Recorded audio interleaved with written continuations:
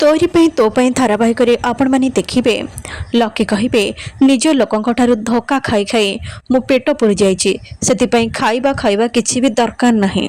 राम कहे लकी मुझे रहिले तते जदि भल लगुनि ताले ठीक अच्छे मुठू चली जाऊे। यापर राम चली जा बेले लकी जाई कहे रह भाई मुझे घरे दयार पात्र नुह जदि तते मो पाई एते चिंता होउथिला ताले एठिके आसुथिलो कौन भाई।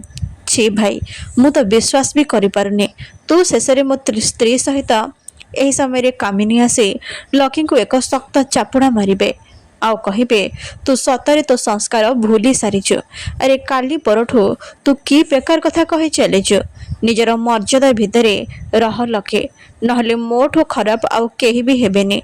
लके कहे जेजेमा मु तो एसबू केवल राम भाई पाई करुथिले हेले से ही मते भूल प्रमाणित कर देइचे से ही संपर्कर मर्यादा रखिने आउ तमे मते संपर्कर मर्यादा रखिबा कथा कहूच।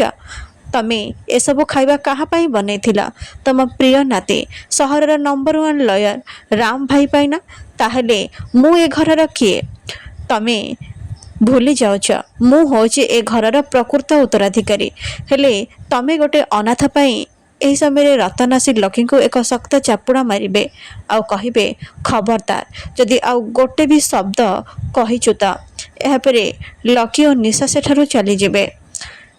रतन कहे अभद्र अपदार्थ तू संस्कार कौन भूली सारीचु।